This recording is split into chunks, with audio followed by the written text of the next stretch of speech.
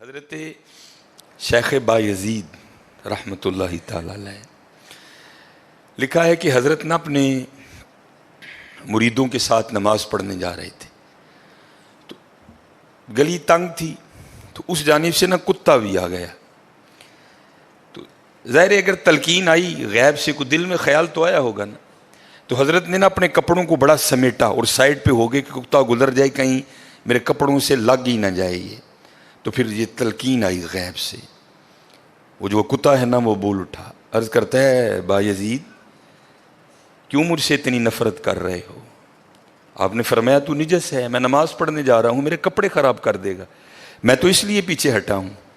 تو کتا آگے سے کہتا ہے حضرت اگر میں گیلا ہوں تو پھر نجس ہوں, پھر ناپاک ہوں, اگر خشک ہوں تو پھر تو میں ناپاک ہی نہیں, اگر آپ کے کپڑوں سے لگ بھی گیا تو کچھ نہیں ہوگا, اگر گیلا ہوں تو لگ گیا تو پھر آپ کے کپڑے ناپاک کروں گا.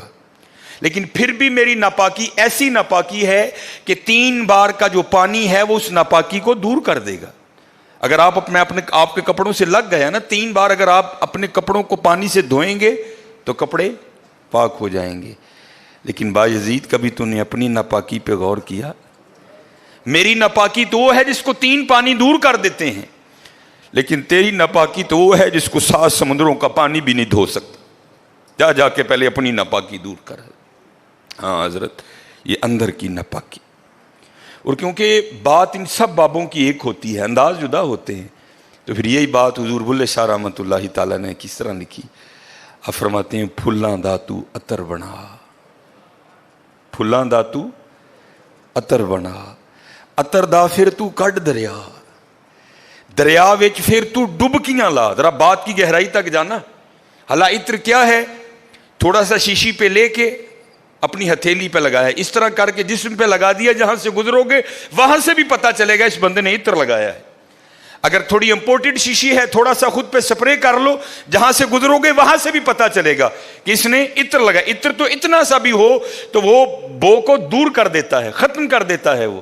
لیکن کتنا گہرا مصرع ہے, پھلاں دا تو عطر بنا, عطر دا پھر تو کڈ دریا. تھوڑا سا لگانا نہیں, پھلاں دا تو عطر بنا, عطر دا پھر تو کڈ دریا, دریا وچ پھر تو ڈبکیاں لا. پھر بھی تیری بو نہیں مکنی, پہلوں اپنی میں مکا. پہلوں اپنی میں مکا. انہوں نے تو بنایا تھا فقیر, چل تو آج تو بعد ساڈا فقیر لے, لیکن یہ میں اس نے پھر موقع ضائع کر دیا. میں حضرت پھلاں دا تو عطر بنا, عطر دا پھر تو کڈ دریا, دریا وچ پھر تو ڈبکیاں لا. پھر بھی تیری بو نہیں مکنی, پہلوں اپنی میں مکا. اور جس نے مکا لی حضرت اس کا کام بن گیا. وہ تو ہے ہی کریم. ہاں, اور کتنے کریم ہیں میں آپ کو بتا نہیں سکتا حضرت. یہ ہفتے کی رات تھی جو پچھلا ہفتہ گزر گیا نا, جس طرح کل ہفتہ آئے گا. یہ بھٹر میں پروگرام تھا, تو پروگرام پہ گئے. وہاں سے مجھے آتے آتے نا تقریباً 12 بج گئے. جب میں گھر آیا نا تو چھوٹا بیٹا میرا, سب سے چھوٹا ابراہیم, بڑا رو رہا تھا. تو ماں اس کو چپ کرانے کے لیے نا وہ ٹہل رہی تھی, اس کمرے سے اس کمرہ, اس کمرے سے اس کمرہ. تو وہ کہتی ہے کہ شاہ کے بعد کی اس کی طبیعت خراب ہے, مسلسل رو رہا ہے, میں نے بڑا چپ کرایا, نہیں کر رہا. تو اس طرح کریں, اس کو کسی ہاسپٹل لے چلتے ہیں. میں نے کہا چلو. عمل خدمت لے گئے. وہ ڈاکٹر نے چیک کیا, اس نے کہا بچے کا گلا خراب ہے, اور جب بھی بچوں کا گلا خراب ہوتا ہے نا ساتھ پھر ان کے کان میں بھی درد ہوتی ہے. اس کے کان میں درد ہے اس لیے رو رہا ہے. اس نے وہ دوائی وغیرہ انجیکشن وغیرہ لگائے, اس کے کان میں ڈراپس بھی ڈالے. لیکن میں نے کہا نہیں, میں آدھا گھنٹہ ویٹ کروں گا, بچے کی جب طبیعت سنبھلے گی نا میں پھر ہی گھر لے کے جاؤں گا. ہم وہاں بیٹھ گئے. خیر بچے کی طبیعت سنبھل گئی, ہم لے کے نا گھر آ گئے. اب ظاہر ہے بچے کی طبیعت خراب تھی, اس کی ماں نے عشاء کی نماز نہیں پڑھی تھی. میں نے فرض اور سنتیں پڑھ لی تھی, وتر اور نوافل میں نے بھی نہیں پڑھے تھے. وہ بچہ سو گیا, ہم نے اس کو چارپائی پہ لٹایا, آگے میں نے نماز شروع کر دی, میرے پیچھے میرے بیٹے کی ماں نے نماز شروع کر دی.